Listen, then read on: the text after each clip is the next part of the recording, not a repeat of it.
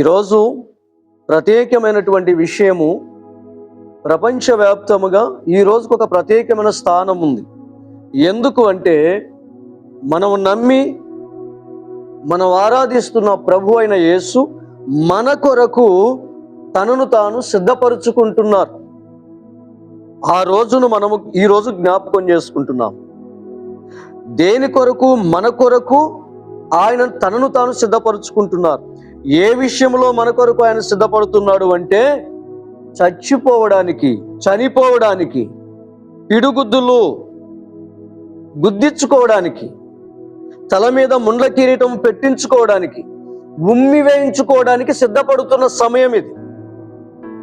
2000 సంవత్సరాల క్రితము యేసు ప్రభువు తను నమ్ముకున్నటువంటి తన శిష్యుల మధ్య ప్రభు అయిన యేసు వారిని కూర్చోబెట్టి వారి మధ్య నిలవబడి వారి పాదాలు పట్టుకొని నీళ్లతో వారి పాదాలు కడిగి ఆయన కట్టుకున్న తువాలు తీసి వారి పాదాలు తుడిచాడు.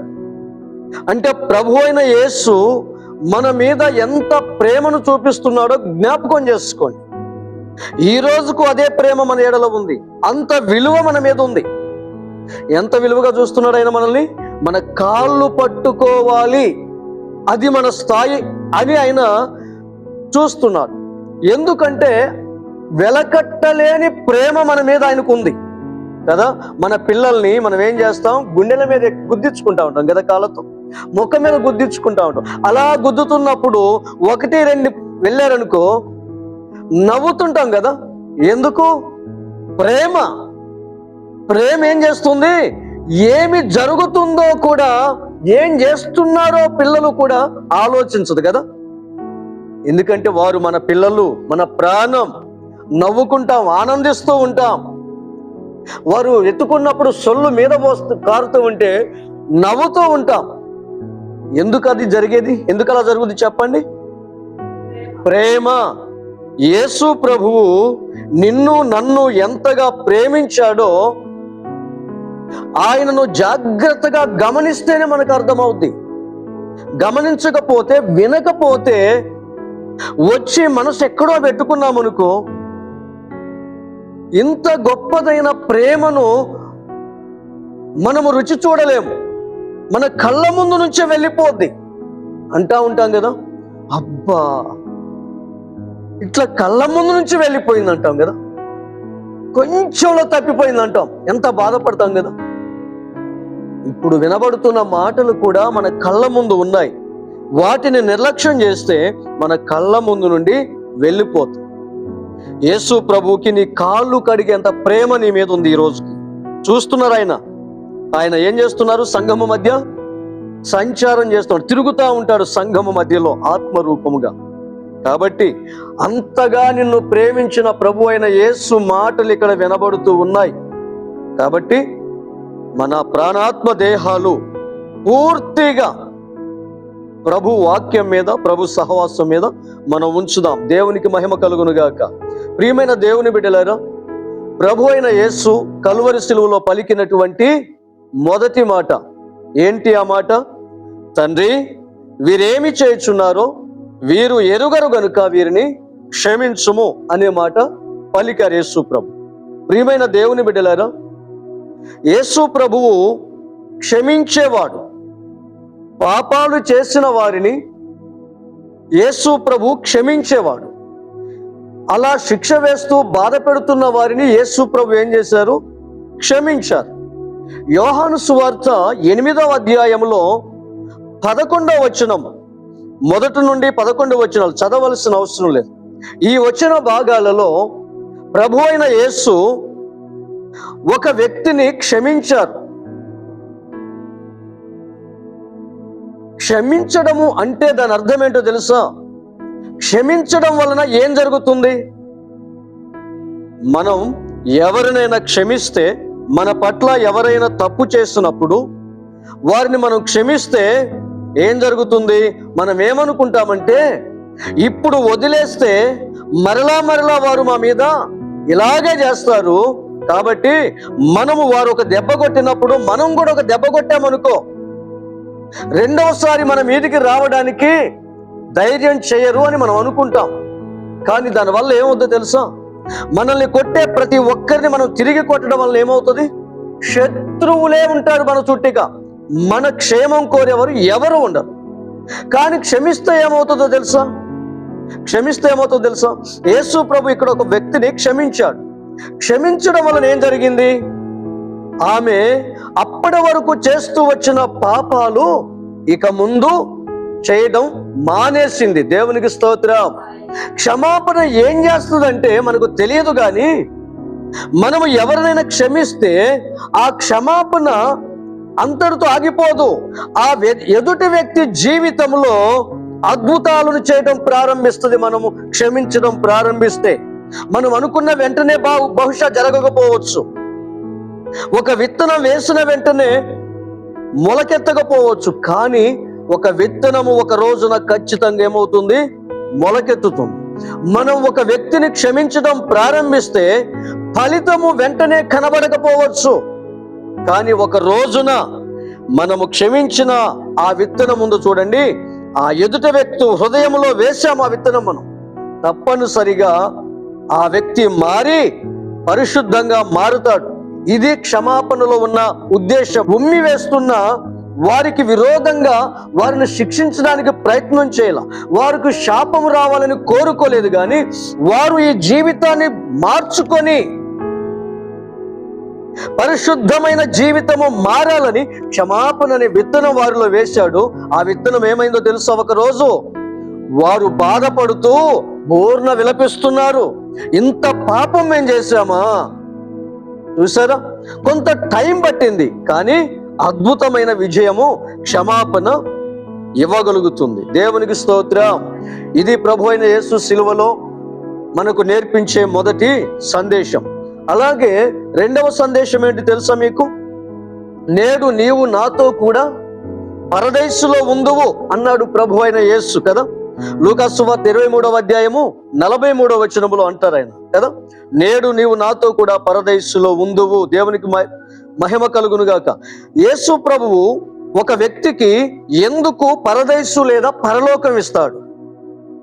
సిలువలో ఉండి కూడా బాధలు అనుభవిస్తూ కూడా యేసు ప్రభు ఒక వ్యక్తికి అభయం ఇస్తున్నాడు. యేసు ప్రభువు ఎందుకు పరలోకం ఇస్తాడు? ఎందుకు పరలోకం ఇస్తాడంటే అక్కడ ఒక వ్యక్తి ఉన్నాడు. ఆ వ్యక్తికి దేవుడంటే అస్సలు భయం లేదు.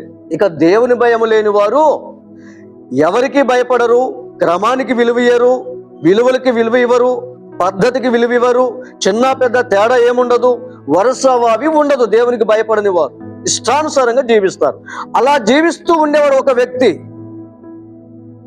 ఆ వ్యక్తి ఒక రోజు ఏం చేశాడు?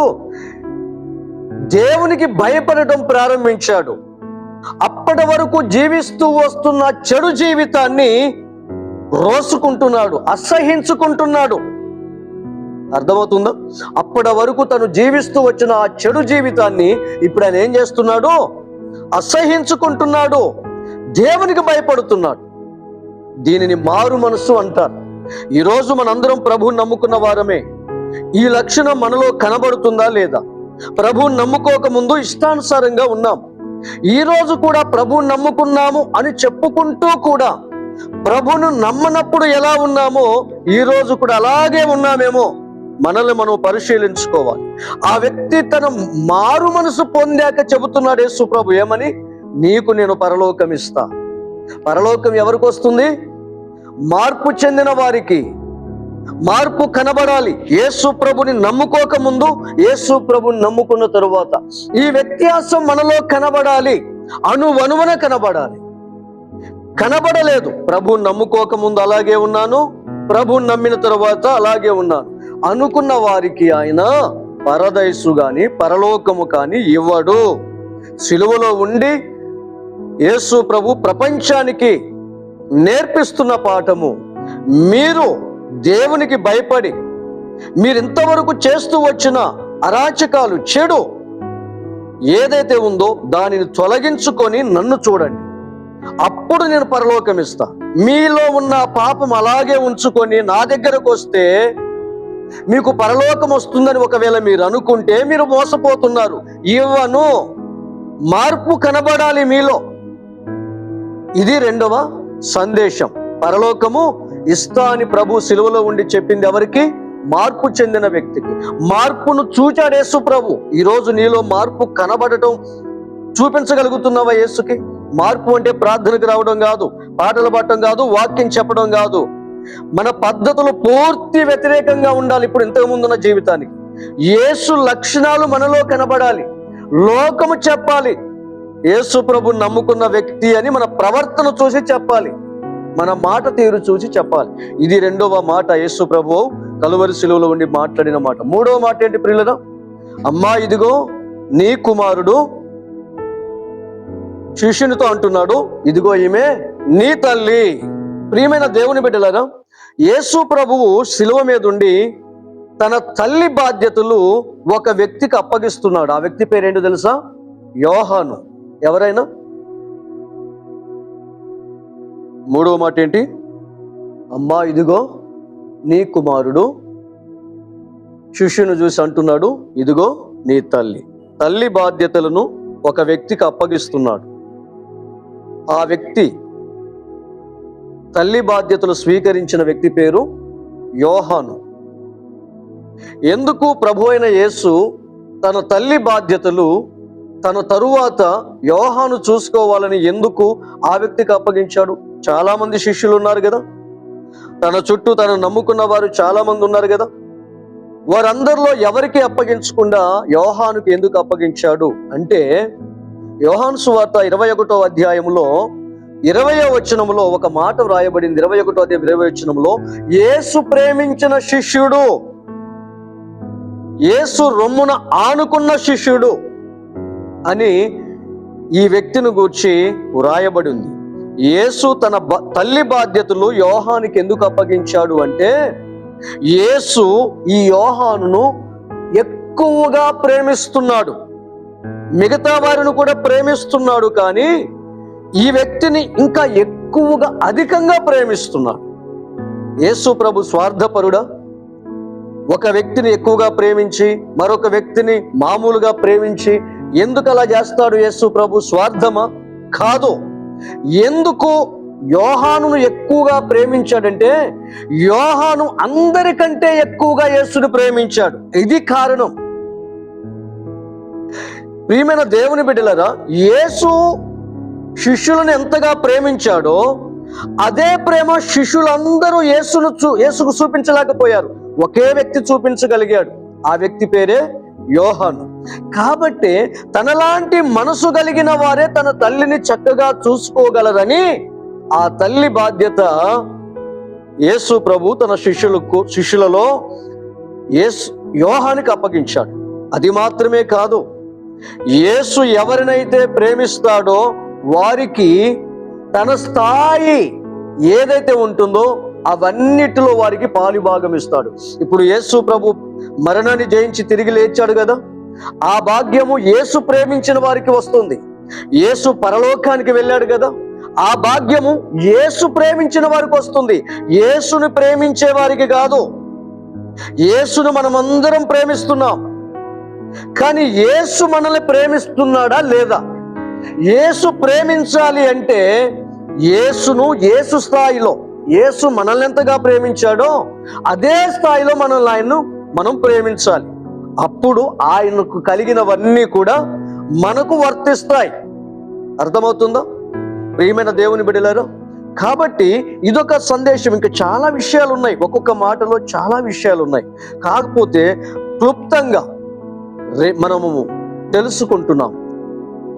ఇది యేసు తన తల్లిని తన శిష్యుడికి అప్పగించడానికి గల కారణం ఏంటి? యేసు ప్రేమిస్తున్నాడు ఆ వ్యక్తిని. ఎందుకు అంతగా ప్రేమిస్తున్నాడు మిగతా వారి కంటే అంటే, ఈ వ్యక్తి అందరికంటే ఎక్కువగా యేసును ప్రేమిస్తున్నాడు. అంటే యేసు రొమ్మును అనుకుంటున్నాడు అంటే యేసు మనసు ఏంటో ఆయనకు తెలుసు. యేసు ఎలా ఉంటే ఇష్టపడతాడో, ఎలా ఉంటే బాధపడతాడో, ఎలా ఉంటే కోపపడతాడో, ఎలా ఉంటే హత్తుకుంటాడో ఆ వ్యక్తికి తెలిసినంత ఎవరికి తెలియదు. కాబట్టి నా మనసంతా తెలిసిన వ్యక్తికి నా బాధ్యతలు అప్పగిస్తేనే జాగ్రత్తగా చూస్తాడని ఆ వ్యక్తికి యేసుప్రభు అప్పగించాడు. యేసుప్రభు మనసు తెలియని వారికి యేసుప్రభు తన పనులు అప్పగించాడు అనుకో, ఆయన అనుకున్నంత స్థాయిలో మనము ఆ బాధ్యతను నెరవేర్చలేము. కాబట్టి ఈరోజు మనము దేవుడు అప్పగించే స్థితిలో మనం ఉన్నామా?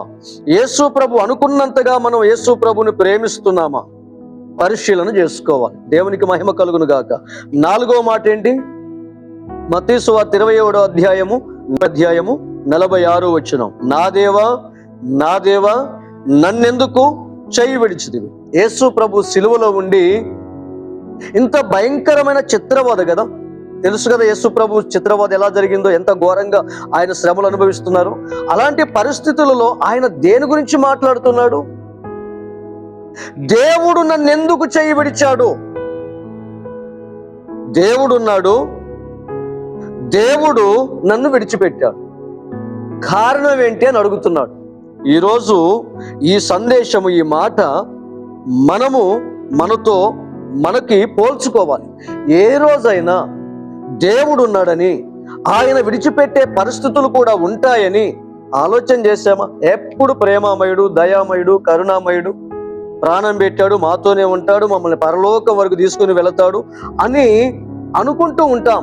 అది నిజమే. కానీ తప్పు అనేది మనలో కనబడితే ఎంత ప్రేమిస్తాడో అంత రౌద్రుడవుతాడు. ఆయన పరిశుద్ధుడు కదా, సత్యవంతుడు కదా, నీతిమంతుడు కదా. ప్రియమైన దేవుని బిడ్డలారా, యేసు ప్రభు అడుగుతున్నాడు, దేవా నన్ను ఎందుకు విడిచిపెట్టావు? కారణం, దేవుడు విడిచిపెడతాడు, తెలుసుకోవాలి.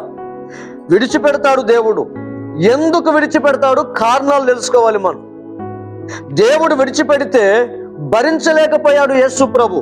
ఈరోజు విడిచిపెట్టకుండా పట్టుకున్నంత స్థాయిలో ఉన్నామా మనం? యేసు ప్రభువుకే తప్పలేదు దేవుని ఎడబాటు. యేసులో ఏమైనా పాపం ఉందా? యేసు ప్రభులో పాపము లేని పరిశుద్ధుడైన యేసు ప్రభువునే దేవుడు విడిచిపెడితే నన్ను విడిచిపెట్టడా దేవుడు? విడిచిపెట్టడం ఎంత భయంకరమో తెలుసా? శ్రమలైనా భరించగలుగుతున్నాడు కానీ యేసు ప్రభు దేవుడి విడిచిపెట్టడం అనేది భరించలేకపోతున్నాడు, సహించలేకపోతున్నాడు. ఎందుకు విడిచిపెట్టాడో తెలుసా? యేసు ప్రభు మీద పాపముంది. మనుషులందరి పాపాలు ఆయన తన మీద వేసుకున్నాడు,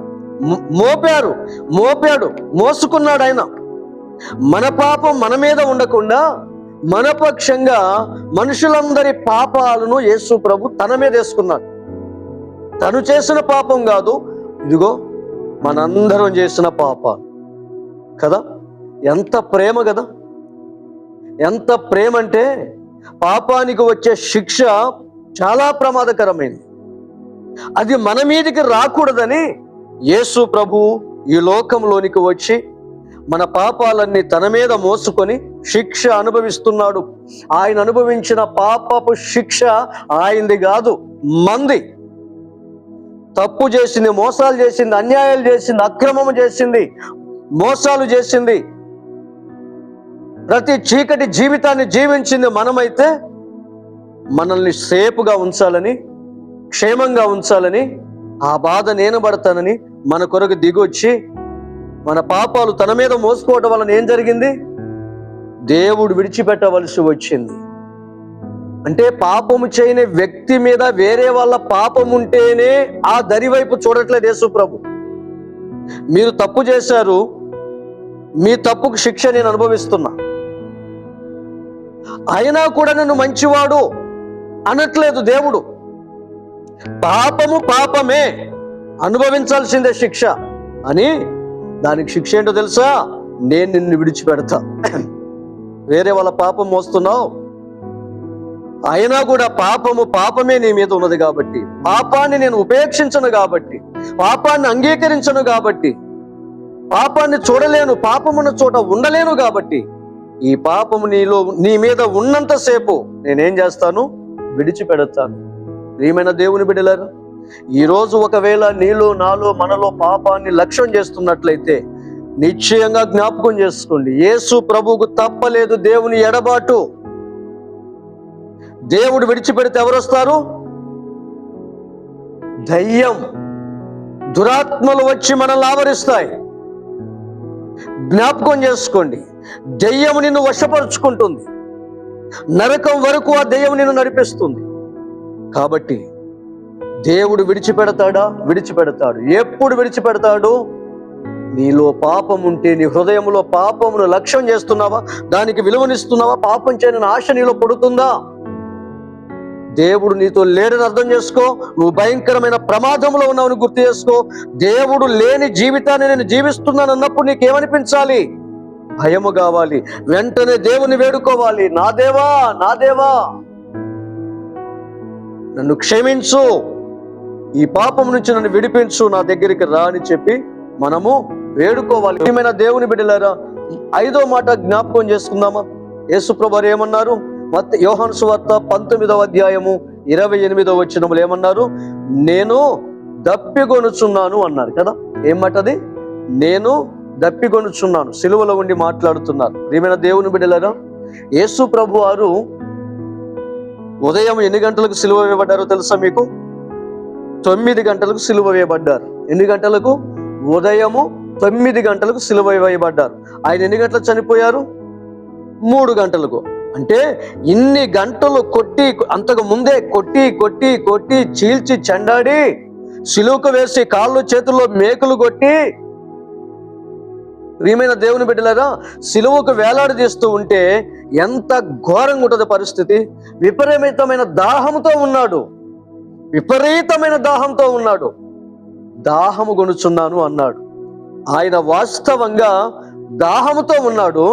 కానీ ఆ దాహము అయినప్పుడు ఆయన దాహం అడగలేదు. కానీ దాహం ఎప్పుడు అడిగారో తెలుసా? ఆయన గురించి దేవుడు ఒక మాట రాసుకున్నాడు. నువ్వు భూమి మీదకి వెళ్ళిన తరువాత ఏదో ఒక సందర్భంలో ఈ మాట నువ్వు చెప్పాలి, నా కుమారుడు అయిన యేసు, నీ నోట ఈ మాట రావాలి అని దేవుడు రాసుకున్నాడు. కీర్తనల గ్రంథములో ఈ మాట దేవుడు రాసుకున్నాడు. 69వ కీర్తన 21వ వచనంలో ఈ మాట యేసు ప్రభు గురించి దేవుడు ముందుగానే రాసుకున్నాడు. నువ్వు భూలోకానికి వెళ్ళిన తర్వాత ఈ మాట పలకాలి, నేను రాసుకున్నానని చెప్పి దేవుడు అన్నాడు. ఆయన అంత దప్పికతో ఉండి కూడా ఆయన లేఖనమును జ్ఞాపకం చేసుకున్నాడు. దేవుడు నా గురించి నేను ఈ మాట పలకాలని చెప్పాడు కదా, దేవుడు చెప్పాడు కనుక నేను పలుకుతాను. నాకు దప్పికైందని నేను పలకట్లేదు ఈ మాట. దేనికి పలుకుతున్నాడట? లేఖనము నెరవేరాలి, దేవుడు నన్ను మాట్లాడమని చెప్పాడు, నేను పలకాలని చెప్పాడు. నా దేవుడు చెప్పాడు కనుక నేను ఈ మాట చెప్తా. ఏ మాట?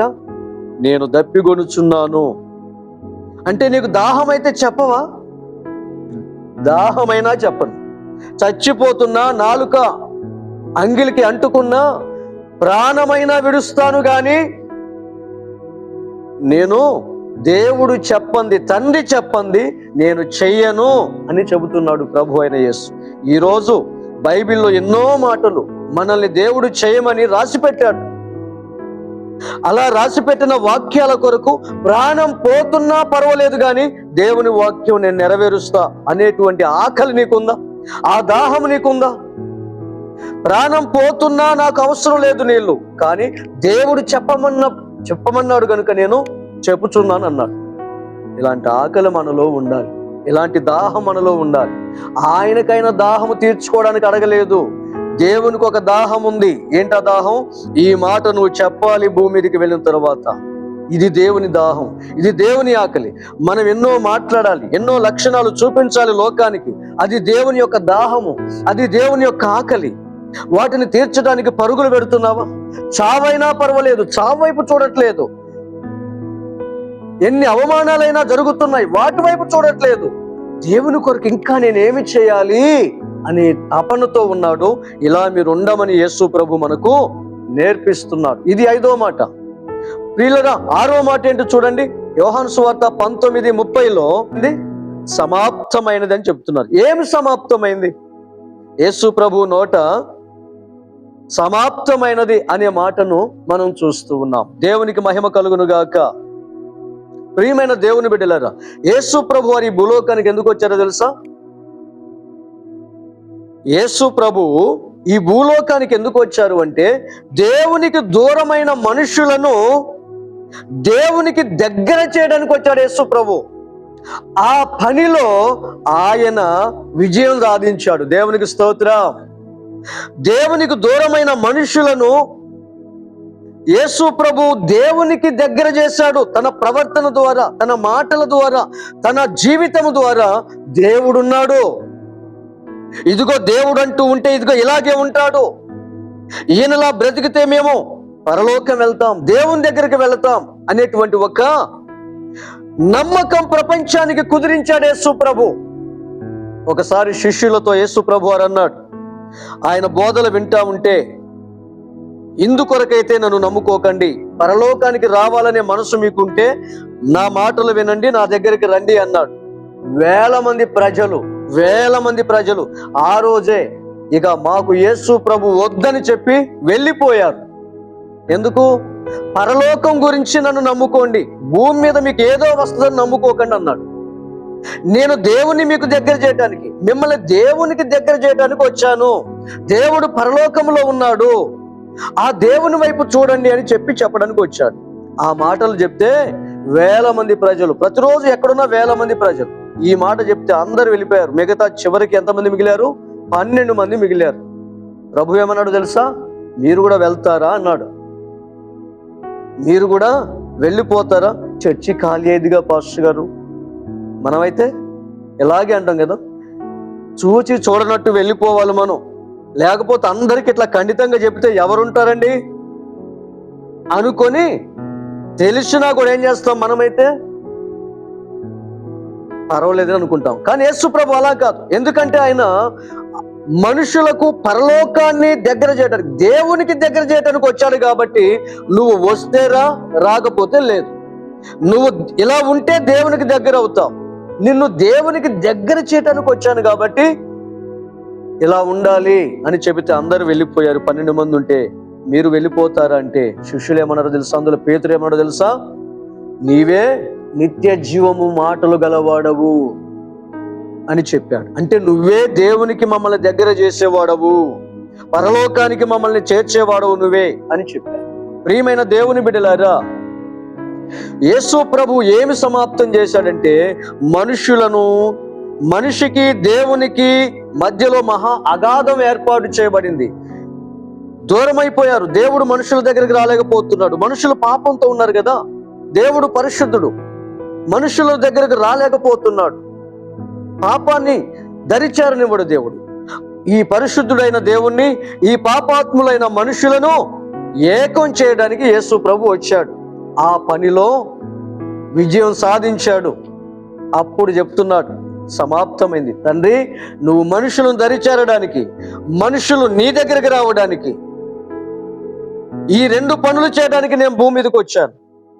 ఈ పని సంపూర్తి చేశాను ఇక అని చెప్పి ఆయన చివరిగా సమాప్తమని చెబుతున్నాడు. ఈరోజు ఇక్కడ కూర్చున్న మనము దేవుడు మనకు అప్పగించిన పనులను నమ్మకంగా చేసి సమాప్తం చేస్తున్నామా? దేవుడు అప్పగించిన పనులను చేయకుండా మన జీవితం ముందుకు వెళ్తుందేమో. యేసు ప్రభు మనకు మాదిరి. దేవుని పనులను చేయడంలో ఆయన బ్రతికాడు, ఆసక్తి కలుగున్నాడు. వాటి విషయంలోనే ఆయన ముందుకు అడుగులు వేశాడు. ఈరోజు మనము కూడా దేవుని యొక్క రక్షణ, దేవుడు మనకు రక్షణ ఇచ్చాడు, దేవుడు పరిశుద్ధతని ఇచ్చాడు, పరలోకాన్ని ఇచ్చాడు, పునరుద్ధానాన్ని ఇచ్చాడు. వాటిని అనుభవించడానికి, వాటిని కలిగి జీవించడానికి, ఆ విధంగా మనము భక్తి జీవితంలో ఏ ఒక్కటి కూడా కొరత లేకుండా క్రమంగా మనం ముందుకు వెళ్ళగలిగి సమాప్తం చేయగలుగుతున్నామా లేదా మనల్ని మనం పరిశీలన చేసుకోవాలి. సమాప్తం చేయకపోతే మనకు పరలోకం రాదు ప్రియులరా.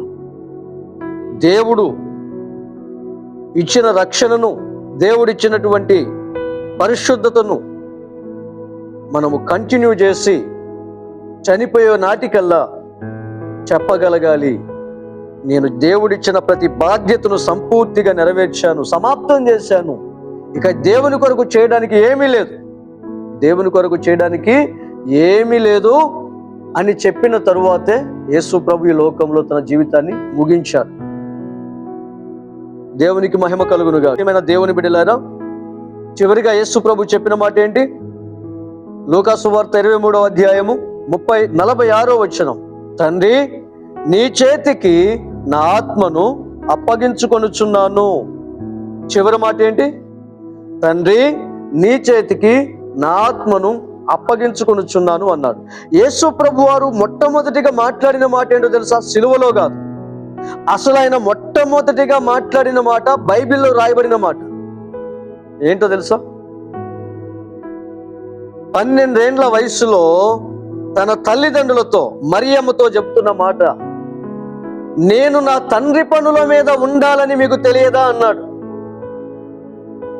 ఆయన మొదట మాట్లాడిన మాట తండ్రి అని మాట్లాడాడు. ఆయన చివర మాట్లాడిన మాట కూడా తండ్రి. చూసారు? ప్రియమైన దేవుని బిడ్డలారా, ప్రభువుని నమ్ముకున్న తరువాత మన జీవితంలో ఆ రోజు నుంచి మనము దేవుని పనుల మీద ఉండాలి, తండ్రి పనుల మీద ఉండాలి. దేవునికి మహిమ కలుగును గాక. ప్రియమైన దేవుని బిడ్డలారా, ఎవరా తండ్రి అంటే ఏం చెప్తున్నాడు? నీ చేతికి నా ఆత్మను అప్పగించుకొనుచున్నాను. తండ్రి ఉన్నాడు, ఆ తండ్రి పనుల మీదే మనం ఉండాలి. ఆ పనులు ముగించుకొని మనం ఏం చేయాలి? మన ఆత్మను ఆ తండ్రికే అప్పగించాలి. ఎందుకంటే ఆది కాండములో మనం చూస్తాం, దేవుడైన యెహోవా నేలమంటితో నరుని నిర్మించి వాని నాసికా రంధ్రములలో జీవవాయువును వదగా వాడు జీవాత్మాయను. నరుడు జీవాత్మాయను, ఆత్మలకు తండ్రి, మనందరి తండ్రి. ఆయన ఈ దేహములో ఆత్మను పెట్టాడు. పెట్టిన వానికి ఈ దేహంలో నుంచి మనం బయటికి వచ్చేటప్పుడు ఏం చేయాలో తెలుసా? ఏం చేయాలి? పెట్టిన వానికి అప్పగించాలి కదా.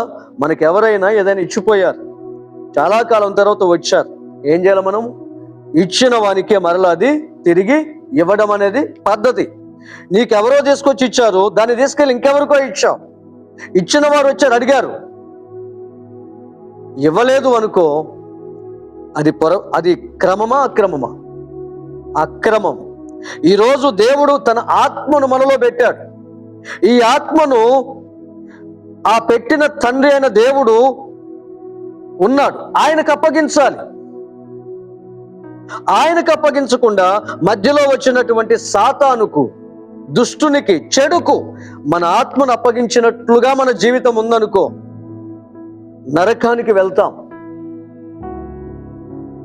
మన్నైనది మునపటి వలె మరలా మట్టిలో కలుసును, ఆత్మ దాన్ని దయచేసిన దేవుని దగ్గరికి వెళ్ళాలి అని దేవుడు కోరుకుంటున్నాడు. దేవుడు కోరుకుంటున్నట్లుగా మనము, మన ఆత్మ, మన శరీరము, మన ప్రాణము దేవుడు కోరుకున్నట్లుగా మన ఆత్మ వెళ్తుందా? ఆయన చేతికి అప్పగించుకుంటున్నామా? ప్రియులారా, పద్ధతి. దేవుడు పెట్టాడు ఈ శరీరంలో, ఈ దేహంలో ఆత్మని. ఒక రోజున ఆయన చేతికి మనం అప్పగించాలి. యేసు ప్రభు ఈ లోకములో ఉన్నప్పుడు చెబుతున్నాడు, తండ్రి ఈ ఆత్మను నువ్వు పెట్టావు నాలో, ఇదిగో మరలా నేను ఈ లోకములో నా జీవితాన్ని ముగించబోతున్నాను. ముగించేంత వరకు నీ స్వాధీన ప్రకారమే ఈ ఆత్మ నడిచింది. నీకు ఇష్టమైనట్లుగా ఈ దేహంలో ఉంది. చనిపోతున్నాను, దేహాన్ని విడవబోతున్నాను, ఇదిగో అప్పగించిన, ఇందులో పెట్టిన నీకే ఈ ఆత్మను లేదా నన్ను నీకు అప్పగించుకుంటున్నాను అని చెప్పి యేసు ప్రభు తన జీవితాన్ని తండ్రి చేతిలో పెట్టాడు. ఏ క్షణాన మనం చనిపోతామో తెలియదు ప్రియులరా. కాబట్టి ఏ క్షణాన ఈ లోకములో నేను చనిపోయినా, ఆ చనిపోయే క్షణానికి నేను నా దేవుని చేతిలో పడాలి అన్నట్లుగా బ్రతకాలి.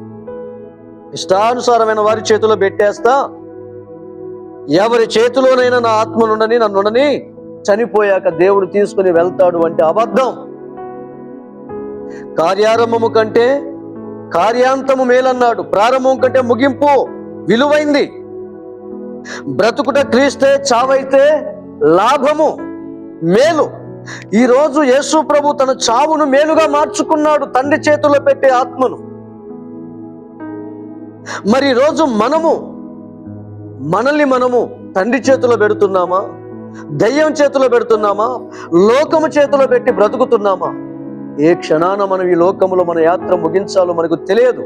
కానీ బ్రతికిన చివరి క్షణం వరకు ప్రియమైన దేవుని బిడ్డలారా, దేవుడున్నాడని, ఆయనకు మనల్ని అప్పగించుకోవాలని, అలాంటి ఆలోచనతో మనం బ్రతికినప్పుడు ప్రియమైన దేవుని బిడ్డలారా, మనము పరలోకం వెళ్ళగలుగుతాం. అప్పగించుకోవాలి. అప్పగించుకోకపోతే తీసుకోడు. పెట్టాడు కదా, నీకు ఇచ్చాను అన్నాడు. మరలా నువ్వు ఇస్తేనే తీసుకుంటాడు. ఇష్టానుసారంగా నేను ఇచ్చాను కదా ఇవ్వు అనడు. ఇచ్చేటప్పుడే చెప్తాడు, ఇది నేను నీకు ఇచ్చాను, మరలా ఒక రోజు వస్తాను, వచ్చినప్పుడు నీవు నాకు ఇవ్వు. ఇవ్వకపోతే నేను బలవంతంగా తీసుకోను. ఇవ్వకపోయిన వారికి ఒక ప్లేస్ ఉంది. ఇవ్వని వారికి ఒక ప్లేస్ ఉంది. అప్పగించిన దాన్ని నాకు అప్పగిస్తే తిరిగి వారికి ఒక ప్లేస్ ఉంది. అప్పగించిన వారికి ఏముంది? పరలోకం ఉంది. అప్పగించిన వారికి ఏముంది? నరకం ఉంది. ఈరోజు నిన్ను నీవు దేవునికి అప్పగించుకుంటేనే పరలోకం. ఈరోజు నిన్ను నువ్వు లోకానికి అప్పగించుకుంటే నరకం. ఇది తెలియజేయటానికి యేసు ప్రభువు ఆయన తరువాత వచ్చేవారు నన్ను వెంబడించాలి, నన్ను మాదిరిగా తీసుకోవాలి, నా శిలువ శ్రమలను జ్ఞాపకం చేసుకుంటూ ఏడవటం కాదు, నా శిలువ శ్రమలు అనుభవిస్తూ కూడా వాటిని లెక్క చేయకుండా వేటిని మాట్లాడానో వాటిని లెక్కలోకి తెచ్చుకోవాలి వీళ్ళు, నన్ను నమ్ముకున్నవారు.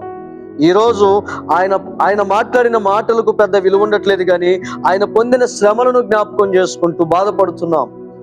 వాస్తవంగా ఆయన పొందిన శ్రమలు నీ కొరకు, నా కొరకు. కానీ ఆయన మాట్లాడిన మాటలు ఆయనవి. ఆయన శ్రమలకు కారణం మనవి, మన పాపాలు. ఆయన మాట్లాడిన మాటలు ఆయనవి, అవి మనకు ప్రయోజనకరమైనవి. వాటిని మనం మాదిరిగా తీసుకొని ఆ విధంగా మన జీవితాన్ని మనము నడిపించుకోగలిగితే ప్రియమైన దేవుని బిడ్డలారా, ఆ రోజు ఒక్క యేసునే ప్రపంచం చూసి ఈ రోజు ఎంత ప్రభావితం చెందింది కదా. మనందరం కూడా యేసులా మారితే, ఆ కలువరిలో మాట్లాడిన మాటలను మనము జీవితంలో అన్వయించుకుంటే, మన ప్రాంతం అంతటిలో మనందరం కూడా ఒక్కొక్కరం ఒక్కొక్క యేసు ప్రభువులా మన ప్రాంతానికి మారగలుగుతాం. ఇట్టి మాటలు దేవుడు మన హృదయంలో ఫలింపచేయునుగాక. ఆమేన్.